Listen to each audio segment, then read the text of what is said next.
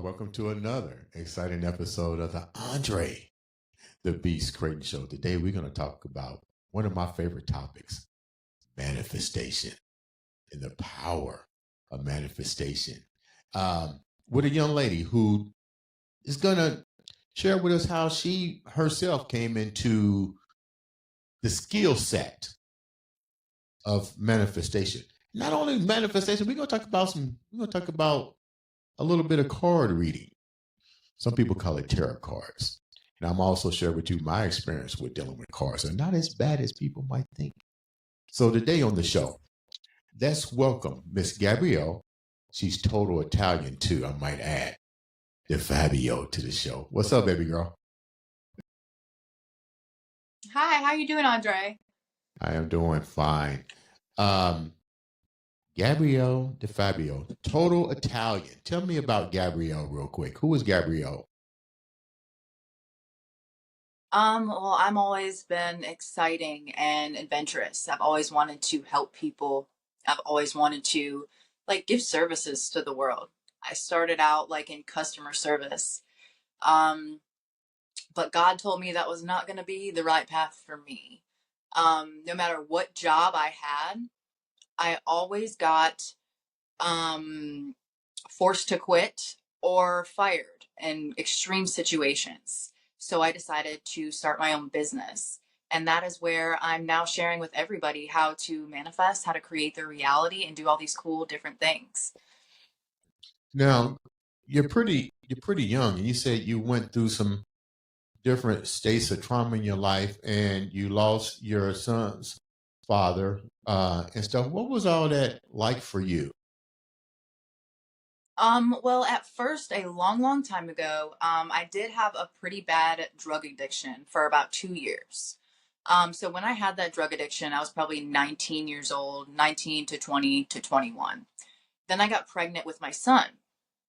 And then I realized I had to get off the drugs. So I got off the drugs and then I completely moved states. So I lived in South Carolina and then I moved all the way to New York. And I was completely by myself. I had no family, no friends, nothing.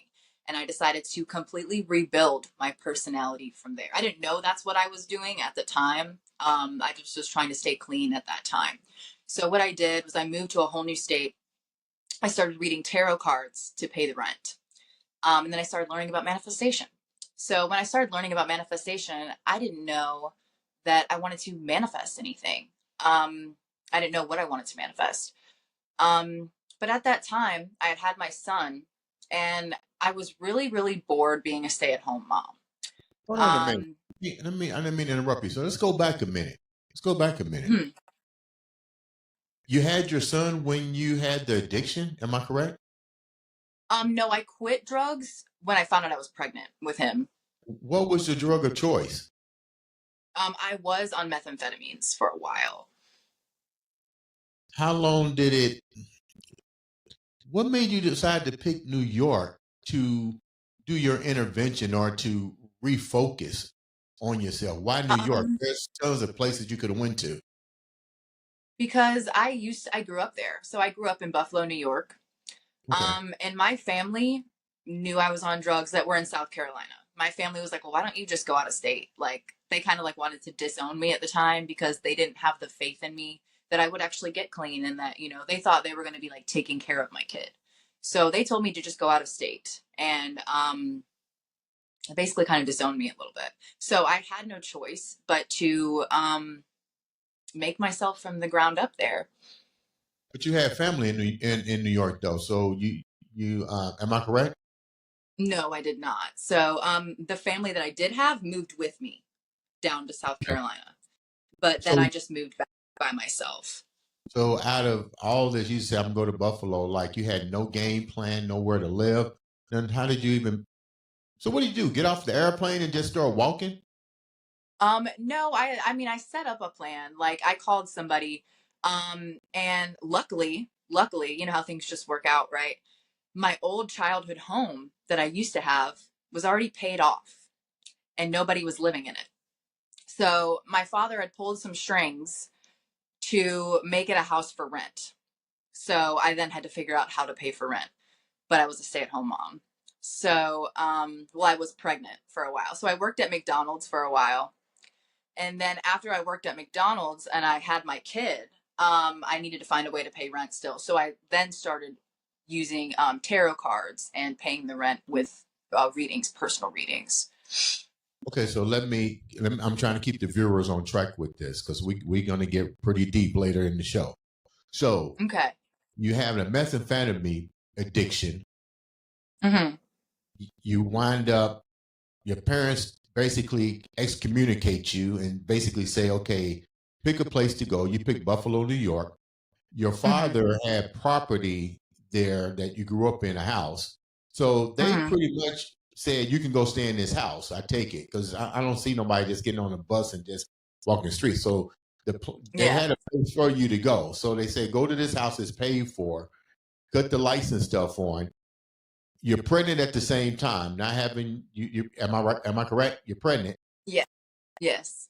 You get there, you work at McDonald's to start paying the rent to your father, aka landlord. Am I on point now? Make sure I got the viewers on point. Okay. So now tell me about the tarot cards. How did all this come into place? Well, I've been practicing them for a while. But then as I started to see crazy synchronicities lead me to exactly where I needed to go and how everything was working out perfectly, I started to believe in them more. Because as soon as I started using tarot cards, things started happening in my life that were lining me up to where I needed to go. So I started to so I started doing tarot cards probably when I was on drugs. And then after I decided to get clean, when you do tarot cards, you learn the lessons that you're supposed to be learning. So if you have an addiction, the tarot cards are going to tell you. If you're doing something wrong, the tarot cards are going to tell you how to fix that. So I started using that as a tool. And as soon as I started fixing things in my life that the tarot cards were telling me to fix, everything would line up for me. All of my opportunities just seemed to come to me immediately because I was fixing the things in my life that were unconscious, so to speak. Things I didn't really know that I was doing or things that were holding me back. So then I started to really believe in these cards a lot more. And then the messages came to me when I would read. Do me a favor, give the viewers an example of what you're talking about with the cards and how they were telling you to fix certain things. Like, was it an ace of spade, a king of heart, a double dragon? Like, give me the viewers more of an example how something was going wrong in your life and those cards basically told you what you needed to do. So one example, after I had my son, this was a very powerful example. So after I'd had my son, I didn't really like being a stay-at-home mom. I was so bored all the time and I couldn't really find abundance in my life here. So the tarot cards told me to literally wake up every morning and just go outside and play with my son. To just literally go outside and make my life abundant. Just try it, just do it. So I would do that every day. I woke up and me and him would walk to the pet store. We would go everywhere. We didn't have any friends. We didn't know anybody, but we ended up making such a huge community. And after that, I want to say about 2 months later, I got a check for $2,000 in the mail. Because I was abundant within, I was now abundant without. The check came from a random source. It was a tax check and I couldn't even file taxes because I didn't have a job. So I got a random tax check in the mail for taxes I didn't even file. And it was $2,000. So that is another lesson I learned. Tarot teaches you that as within, so without. So if you feel abundant within, the universe can only give you abundance without. If you feel safe within, the universe can only make you feel safe in return. Break that down a little bit more for layman terms for people that don't understand the in and out in and out. Because remember, we're talking to people that may not understand the universal law of attraction. So break that down a little bit more. Yeah, the universal. Without. So, as within, so without. So if people are judging you in your reality, there's probably a good chance you're judging yourself. If you see yourself, if you look in the mirror and you think that you don't like your image, you can change that. However you perceive yourself is how the world is going to perceive you. However you look at the world is how the world will always look back at you. That's the law of attraction, and that's how you manifest. Okay, keep going. So let's go back to these cards. Which cards were you looking at that told you these different scenarios? Like, is it called the double dragon, the king of spade, the queen of hearts? Like, which, educate the viewers a little bit more on these cards. Like, what was you looking at that told you different things? Okay, well, I can grab a deck. Hold on, let me go grab a deck really quick and I'll tell you. Okay. We're getting ready to get real deep here, so make sure you do not turn that knob off. Now she's back, so we're going to get real deep. Do not, like I said, turn that knob off. Let's watch. Okay, so let's see. What's a big card? Do a prediction first. Let them see how it works. Like maybe say how your interview is going to turn out to be, or something like that, and then see what your reading says. Okay. So what's the outcome of this interview? No, your outcome. Don't put me in it. You might wind up with it with Okay, a what's double my A outcome? spade. What is my outcome? I didn't hear you. What did you say? You probably away from your microphone. I asked myself, what is my outcome for this interview? Okay. This is cool, man. I'm excited. Okay, so the first card I got is Strength.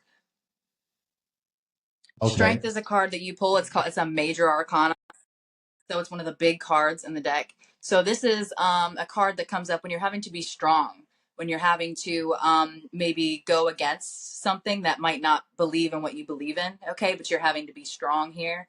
You might have to stand in your power while people around you might not be agreeing with you or something like that. And let's see, let's get another card here. How many cards do you need to get to complete the act of what you're doing when you ask the question?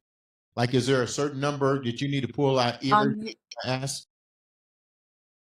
No. I will pull a card for as long as I Really? want, and So you I'll can use just as keep many pulling decks. cards down? Mm-hmm. Yeah, some people have like a setup, like they'll have like the past, the present, the future, and then they'll have the outcome. It depends on what reader you get. So when I'm doing a reading, I'll do past, present, future, and then I'll do outside influences, and then I'll do the lesson you're learning, and then I'll do the outcome and the challenges. Well, so outside influences will tell you who's affecting your decisions, who's probably in your life that shouldn't be. Okay, so those are outside influences. And so you'll have different sections in your reading, like so you know what to tell your querent. But how do you know when to cut it off? Like, if there's 52 cards in a deck and you ask a question, like you're asking the question now about the your appearance on the show. How do you say, okay, I'm gonna pull out 7 cards and this is it? You know what I mean? Because you can take off 52 cards and make an assumption. So is there a cutoff to the question as it relates to cards? No, not really. I mean, because there's a million decks you can use. I mean, this is a standard deck right here, the one that's been around since the early 1980s. But there's other decks with words on them, with pictures on them, with hearts and lace on them. The whole premise of tarot is that we're all connected, and I'm basically reading your mind. Where our minds are connecting right now. So whatever image I get from this card, it can be a heart, it can be a star, it can be anything. Whatever message I get from that, I'm relaying to you. So it's all an energy thing. It's not really matter of fact. So I can't just pull, I'm not going to be like, hey, I'm going to do a reading for you and only pull 7 cards. I mean, if I wanted to do that, I can do that. But if I'm going to go deep in a reading and learn about your lessons and your insecurities and things that you need to work on at a deep level, there's going to be a lot of cards involved. Okay, so let's finish what we did with this one. So your first one was strength. What else is it telling you? Let's see, at the bottom of the deck, we have the Seven of Cups in reverse. So the Seven of Cups in the upright is about illusions and confusion, but in the reverse, it's about seeing something clearly. So seeing something clearly about my strength, seeing something clearly about maybe I know what I'm talking about here. So that's being strong and making things clear for people here. So being strong in my ability to make things clear for people. So that's what I'm going to feel like at the end of this reading, feeling strong in my ability to teach people things. Okay, pull another one. Let's see. Let's keep going. Let's see what else we got going on. Okay.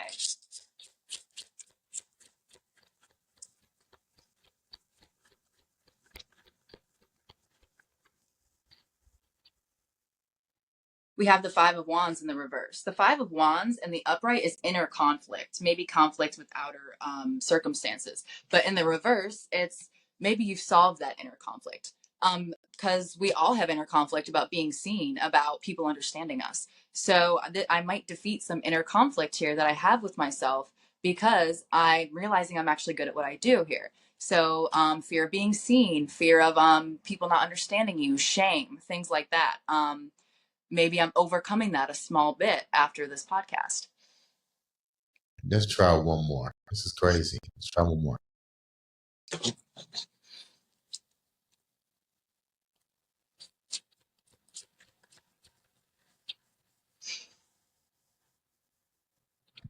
And then we have the Eight of Cups. So this is emotionally walking away from something. So I'm emotionally walking away from the fact that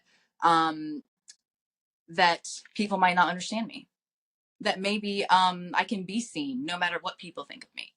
So I'm going to emotionally walk away from the fact, I'm not going to let it bother me emotionally anymore, that people might not understand me. Wow. That's crazy. Like when you At start, the bottom of the deck. yeah. Like what kind of response do you get from, let me redo this. What kind of people actually come to you to get a tarot card reading? Like what are they dealing with? Are they looking for reassurance? Do they have conflict in their life? And most people will say, why not resort to spirituality? But I think, isn't tarot cards part of spirituality to some degree? They are designed specifically to help you with your manifestations. So when people will come to me for tarot card readings, it's usually about their manifestation. Tarot cards are about unconscious habits. That's why they're portrayed as dark. Well, that's why they're portrayed as they might be scary, because it's things that we're afraid to look at, things Mm, that we probably ignore or deny throughout our experience. right. So people usually come to me for manifestation reading. So when I do their manifestation reading, I will pull like what is blocking them, what's keeping them from getting their manifestation. Usually it involves self-worth. You don't think you're worthy enough to attract that thing into your life. You have to have a high self-concept first. You have to believe you can get anything, you can do anything, you are the best, you're amazing at what you do. You have to believe Mm, all of these things in order to attract what you feel like you deserve. So if someone feels shame, if someone feels like they're not good enough, that'll show up in the cards. And that's usually the number one block in people's manifestations. But I also do have other options, like a gossip reading, like what are other people saying and thinking about you, for people who aren't really into the spiritual stuff, they're going to be interested in that. They want to know what people are saying about them. They want to know, who's cheating on them, if their partner's cheating on them or whatever. It might put them at ease. I also do have emergency readings. So if you need to know something like right now ASAP and you're really confused about it, that one's only $10 because someone might be actually in a financial pinch. So those readings are like for emergencies, if you need to know something right now and you just don't have any clarity, you're really confused. So those are the options that I do have for tarot readings. well, how accurate are you? Because you have to get a lot of flack from, let's call it religious narcissists, that will look at, Yeah. yeah, will look at you and be like, that's the work of, black magic, the devil, blah, blah, blah, blah, blah. Like, how accurate are you in delivering? Because people want results. I mean, that's why we have spirituality. That's why we have religious narcissism. You know, people still want clarity, but they want abundance at the same time. You know what I mean? So, Yeah. how accurate are you with your deliverance to these people, or is your message more of a comfort to them? Because to me, you can't manifest, and I could be wrong. You know this better than I do. To me, if I'm in a state of spiritual conflict in my journey, you can tell me everything under the sun to soften the blow. You know what I mean? It's kind of like Yeah. you're using a 20-pound glove, you're using a 3-pound glove. But at the end of the day, because you softened my heart doesn't mean that I still have the ability to basically carry out the order of the manifestation that you've told me. Does that make any sense? Mhm. Yes. Tarot does not have the power to change you. Tarot only has the power to tell you what you probably should be doing. It's up to you. It's up to you to take that action. But how accurate am I? I get every time I send a reading, I always get a great response back, and that's what I do it for. The money is just a byproduct. So I love helping people, and I love letting people see the way. If you've ever been stuck in a situation, if you're leading by faith, if you're leading by faith and you can't see what you're getting into, tarot is perfect because it can tell you like, hey, your manifestation's almost here, or you just have to do this one thing to clear your way. And I Mm. love helping people and finally letting them see, what parts of themselves are they blocking. Mm. But I will go on like TikTok live and I will do free readings there for anyone who comes in the room. So I don't like necessarily do a specific reading for that one. I just do that so people can get a feel of what I do and they can get their messages that they need to get. So that one will just be like an open forum. That will be like, oh, you need to cut boundaries with this person. You need to break up with this person. You have a fear of being seen. That one comes up a lot, especially on TikTok when I'm doing them on TikTok, because a lot of people are afraid of being seen on TikTok. So, that one will come up a lot, and then that will get them to then think, hey, maybe I want to take this more seriously, and they'll go on my website and they'll buy a reading, like a very personal reading to their own personal situation. What kind of negative effects are you getting? Because, like I said, you're still dealing in what we call the religious world. Yeah. So I'm surprised with the rules and regulations with social media that you haven't been banned for some type of whatever they come up with, because the people that you are offending, how do they come at you? How do you handle it? People definitely come at me. Like I'll be on live and they'll like, put a comment like Jesus loves you, or, something crazy like that. But when you're in this field, like I'm sure you know as well, when you're in this field where people might not believe what you're saying, you have to accept and forgive them because everyone has their own beliefs. I've had my own beliefs at one point that were probably horrible for me, Mm. but you can't judge people for the beliefs that they have. Everyone's going to have different beliefs. But what you can trust is that you're going to attract the people who are on the same wavelength as you. So I don't think about the people that might not be on the same wavelength as me. I Right. only think about the people who are going to respect me and support me and be in my space. So therefore, that's what I attract. So Mm. I don't worry about people judging me because I'm putting it in the field. Like I'm asking for it. The more I worry about people judging me, the more I worry about these negative people in my life. I'm literally asking for it. I'm praying for it. But if I only keep in my field, in my mind, of people who support me, people who love me, people who actually get what I'm saying, people that this clicks with, those are the only people that I can attract because that's the only thing I'm putting out there. That's the only thing I'm praying for, you know? Have you had situations to where you had let's call it what it is, a non-believer, and all of a sudden they changed their whole perspective on the reading, the manifestation, the whole 9 yards? Yes, my father actually. So when I was living in New York, my father came to visit me and he was seeing all this manifestation stuff that I did. And he was there when I got that check in the mail. He's like, how did you get this? So I started telling him about tarot cards and manifestation. And he thought it was crazy, right? He was like, no way. Like, that's insane. Um, and then he started implementing meditation and things in his life, then things started to happen for him. So then he Such as came up to what? me. He's like, "Hey, can you read my tarot cards one day?" And so I did. I read his tarot cards. Everything was good. He got a lot of stuff out of it. And then now he's an avid tarot card watcher. Like, he goes on YouTube and he reads his own tarot card readings. He meditates every night. You know, he's cut a lot of addictions out of his life, and he's become a totally better person because of the spirituality I've introduced him to. Wow. So we talked offline. So I'm gonna just be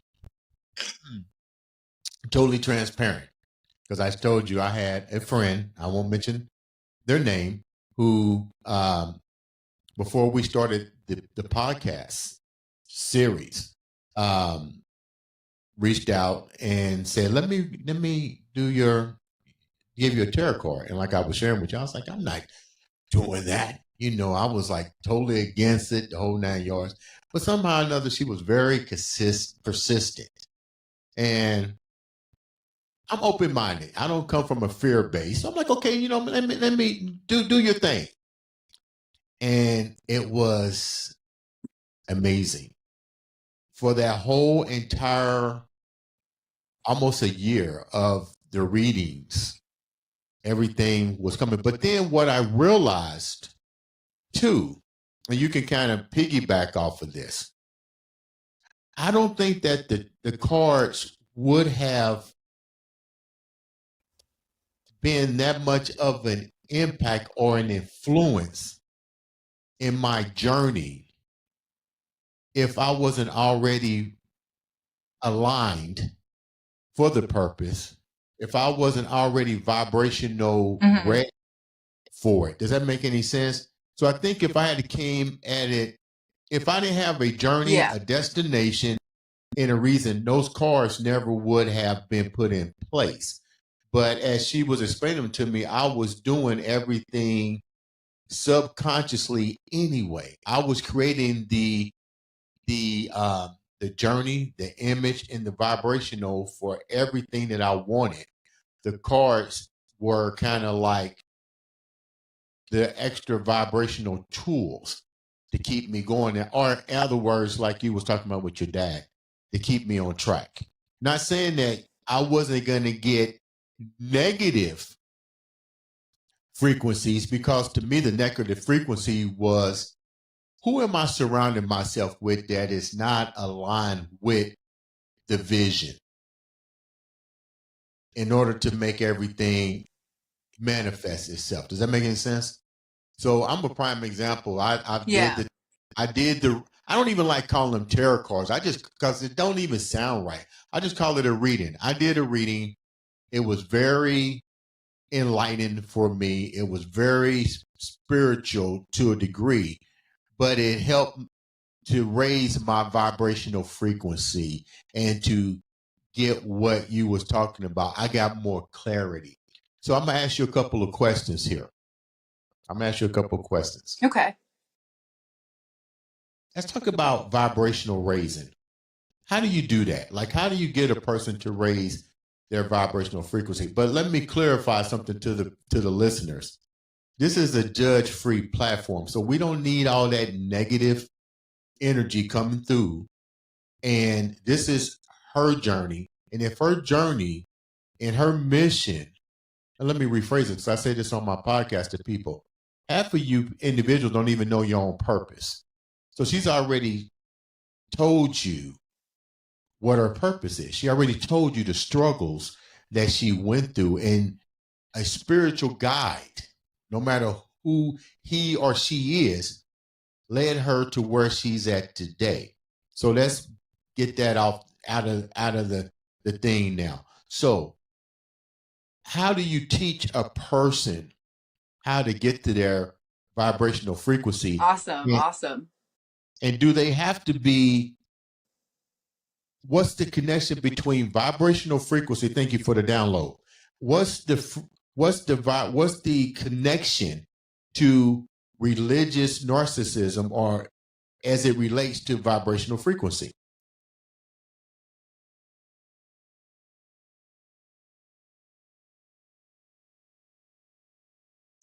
You're breaking up pretty bad. Okay, I'm gonna say this again. What is the connection between religious narcissism and the raising of vibrational frequency? Oh, okay.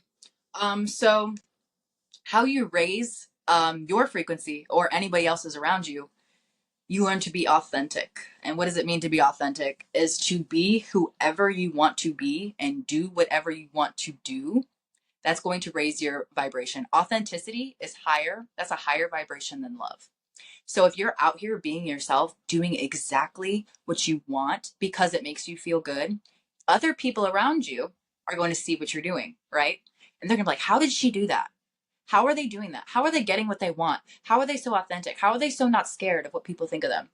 And you're going to raise the consciousness of the people around you to copy you, but also you're just giving other people more authenticity. You're showing people, hey, this is your life. You're supposed to live it. Like, get out there. Like, the biggest regret that people have on the other side is that they came here and they just sat around and they fucking worried about what they wanted forever, but they never actually did anything to solve their worries. They never actually had fun. They never actually were authentic. They never actually were themselves. They never actually did the work to put themselves at peace about things. So raising your vibration has a lot to do with being authentic, which your authentic self is self-disciplined. They get rid of addictions. Your authentic self doesn't scroll on their phone all day hoping that, looking at other people's dream life, hoping it happens to you one day. Being authentic isn't, being scared that people might see you for, parts of yourself that you might not like. It's okay. It's okay. That's how you're going to raise your consciousness, by literally just being yourself. And the other people around you are going to see that you're being yourself and that you're powerful at it and that you're good at it. And they're going to want to do that too. What is the relationship between religion and frequency? Because you have people that are spiritual based and they will say this is total ludicrous. So is there a correlation between the two? Of course, of course. I always say the Bible is a manifestation directory. All the religions are they all have some truth to them. But do I think you should take them so literally? Absolutely not. Um, if you know anything about manifestation, you know that you have to live in the end. What does living in the end mean? It means living in your desired reality. So when you're in the Bible, you're reading to live in God's image. What is God's image? It's where everything is working out perfectly for you, where you have everything that you want, Mm, where everything is fruitful. So mm. in the Bible, to live in God's image means also to live in the end. It means live in the life that you want to have. You don't have to live in this life that you don't want to have. Um, so living in his image is one of my favorite quotes from the Bible. Manifestation and the Bible both go hand in hand. But I mean, I understand people have their own beliefs. Everyone is going to have their own beliefs. Everyone's going to be super religious and not even give this the time of day. But those aren't the people you want in your space anyway. Right. There's so much abundance, Mm, so much abundance. There's so many people. Everybody's waking up day by day, you right. know? So is there going to be some religious, narcissistic people out there? Of course. But those people are just there to show us what it looks like when you don't have an open mind, when you're very limited, very finite. And being authentic is not being finite and limited. Let's talk about relationship as it relates to insecure men and women and the ideal of the fake power theory that you talked about. Yes. So you will have, if your parents were in an abusive relationship, chances are you're probably going to be in an abusive relationship, because when you grew up, that was your idea of love. That's what you normalized as love as a child. So you're going to normalize that love as an adult. Say your parents always made you feel shame, or your parents always made you feel like a child, like you didn't know what you were doing. You're going to get in a relationship later on as an adult, and your partner's going to make you feel insecure, make you feel like you're a child, like you can't make your own decisions. Okay. So what do you need to do there? You need to realize that those are your parents' beliefs. So normally the relationship problems you have are 100% to do with your parents. Okay. Hmm. And I thought my parents were normal. And then until I started getting into abusive relationships constantly. And I'm like, okay, so what is it about my parents? So I had to step back and realize that they're not normal. Like we think our parents are normal a lot of the time, but it's really not. Those were just their coping mechanisms. That's what their parents taught them how to parent. And usually, like probably our grandparents, our great grandparents, they were in a stressful state. They were in the Great Depression. They were worried about being judged, so they did all kinds of stuff to control their children and make them look a certain way, feel a certain way, power dynamics. Everyone thinks their parents are normal. But if you constantly are getting in abusive relationships, take a step back and look at your parents for a second. Please take a step back and look at your parents, and realize, is this normal? Okay. So whenever the way you talk to yourself within is going to be how your partner talks to you. But if you don't know that you're talking to yourself in a horrible way because you just think it's normal, you're going to have a recurring pattern of abusive relationships. So when So I were was your younger, my parents parents abusive? used to really not, I used to want to help people like I do now. Right. And that's why I actually had to, huh? Were your parents abusive to each other?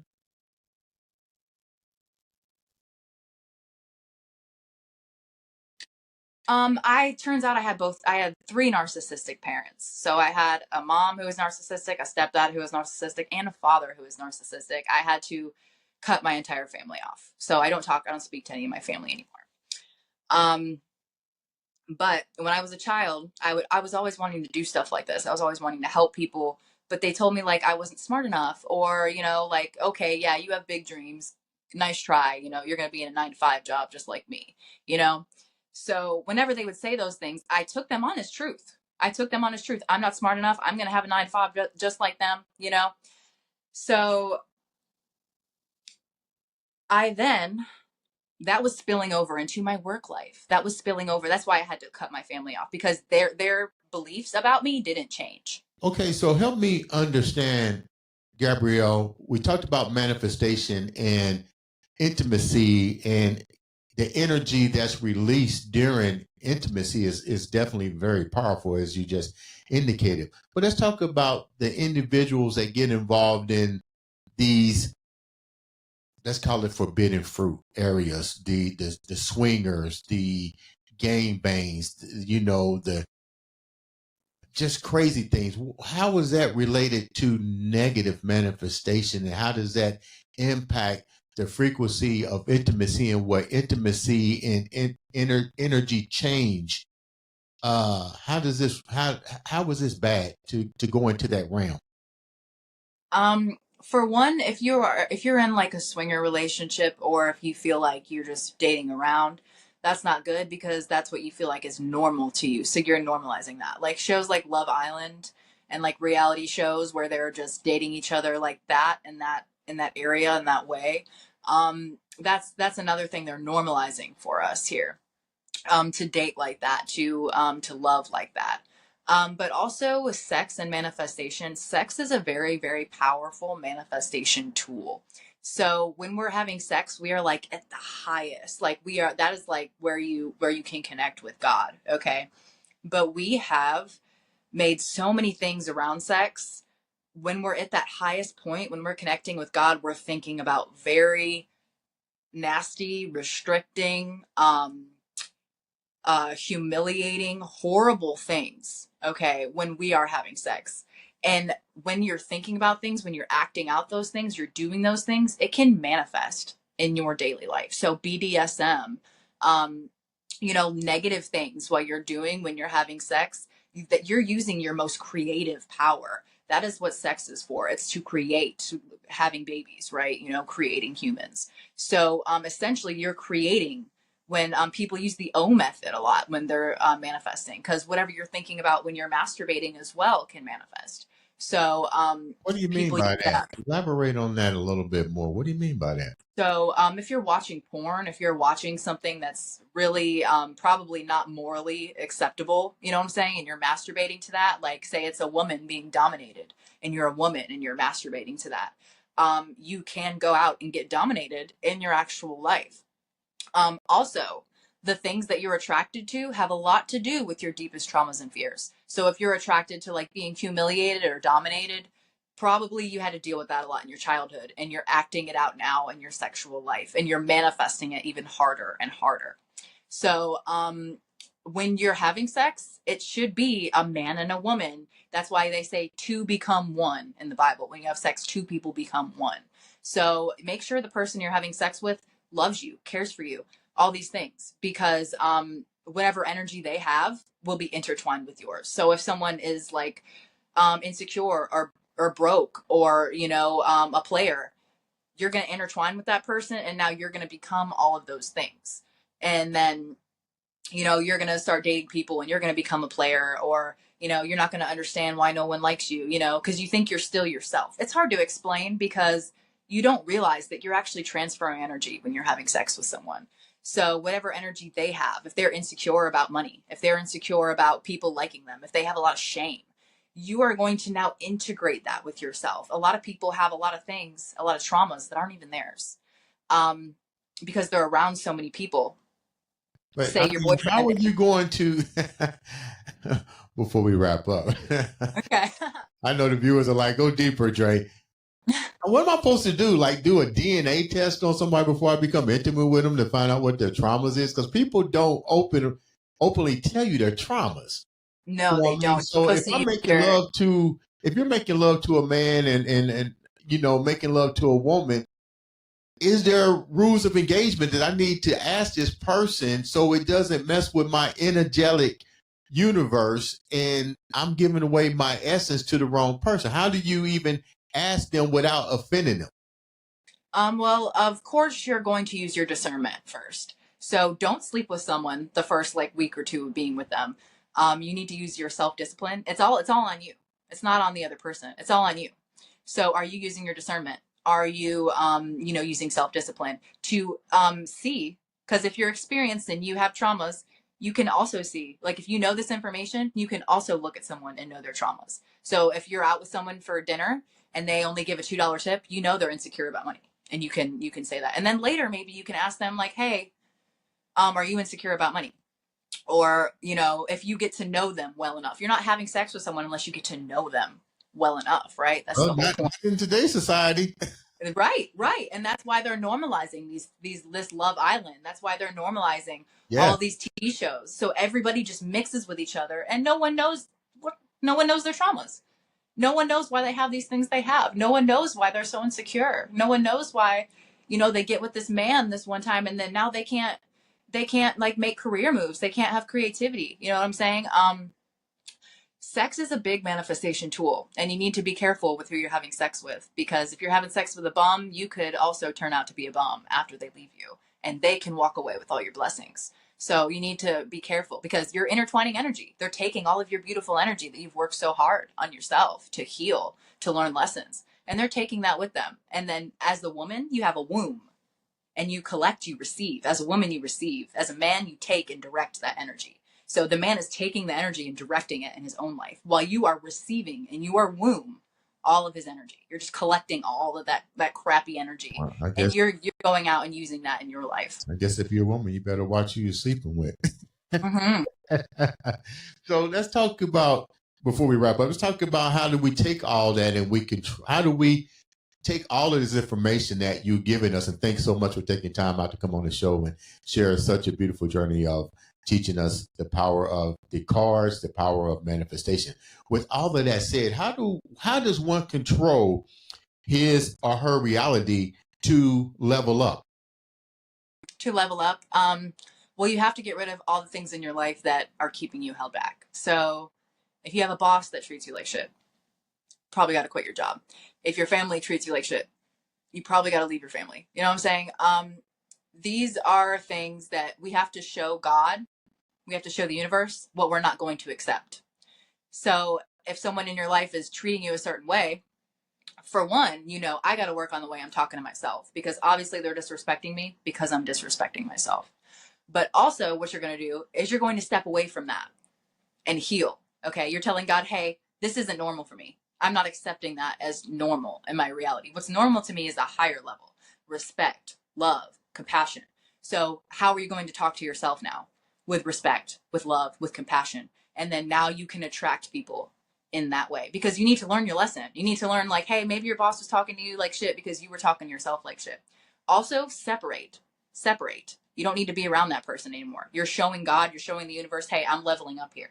I'm doing things that are more aligned with me, with the person that I want to be. What are the three basic handicaps that individuals have a hard time dealing with to even start their journey to manifestation? What are the three biggest factors that prevent us as humans, male and female, both of them, let's talk about both of them, from manifesting? From manifesting, your biggest block is that you probably don't believe. You don't believe it until you see it. So that's a hard block. But you have to have faith. That's the whole point. You have to know that God is going to be there when you jump. You have to know that there's going to be a net to catch you, male or female. So there's the famous saying that I love: take the leap and the step will appear. Take the jump and the net will appear. So we're all leading out of faith. We're all doing things from our intuition. We're all getting ideas and just going after them, So that's one of our biggest blocks is, how can I go after this amazing idea that I have when, I might not believe that it can happen to me. So that's a big block. Another big block is self-worth, self-concept. So a lot of people have this crazy, amazing dream. Like, hey, like when you had your dream to start your podcast, you were probably like, how am I going to get there? How am I even going to do that? You know what I'm saying? How is that even going to happen for me? Who am I to get a podcast? How am I worthy of having a podcast? But then you leveled up your self-worth and you're like, of course I can have a podcast. Why can't I have a podcast? I want to share things. I want to introduce people. You know what I'm saying? Mm-hmm. So you have to raise your self-concept, because if you would have kept your self-concept as that when you first got the idea to start your podcast, if you would have stayed in that place, you wouldn't have manifested anything. Now look at you. You've got your podcast. So many things are working out for you. But self-concept is a big block, because no one will even move. No one will even jump, because they don't trust themselves. You have to put action behind the manifestation in order for the manifestation to work. Mm-hmm. That doesn't mean going around trying to fix everything by yourself. You're going to get something called an aligned action. So every day you should meditate, or you should pray, whatever you feel like doing. You should take your time to talk with the universe, talk with God. And after that time, you are 110% going to get a message. You are 110% going to get a message. And all the time, it could be something so small. Like the other day I was meditating and I got an inspiration to go to the park, to wake up like at like the next morning after I got my son on the bus, mm-hmm. Wake up and then go straight to the park with my cup of tea and just walk around. So I did that. I went to the park with my cup, walked around, got a great idea for my TikTok video, by the way. So that's what I was searching for in my manifestation. I was like, I don't really know what to make on TikTok today, but I want to make something that everyone's going to love. Mm-hmm. That was my intention. So after my manifestation, after my meditation, I got an inkling to just go to this park and walk around. At the park, I got the idea for my TikTok video. So it's not going to make sense. Mm-hmm. So you're not doing things on your own volition to try to control your situation. You're asking God, what do I do? And he's going to tell you something so weird, something that doesn't make any freaking sense, but you're going to go do it, and it's going to get you your manifestation. You know what, Gabrielle, thank you so much for taking time to come on the show and share beautiful, beautiful knowledge. How can the viewers reach out to you? How can they reach out to you? How can they follow you and support you? I'm on YouTube as Gabs Defabbs, and I'm also on TikTok as Gabs Defabbs. Sounds like a winner. Guys, make sure you support, share, like, click the button. All it takes is one click to change somebody's life and even change your life. Gabrielle, thank you so much. I'll call you to get another reading on me. Awesome. But in the meantime, ladies and gentlemen, this has been another exciting episode of the Andre The Beast Crayton Show.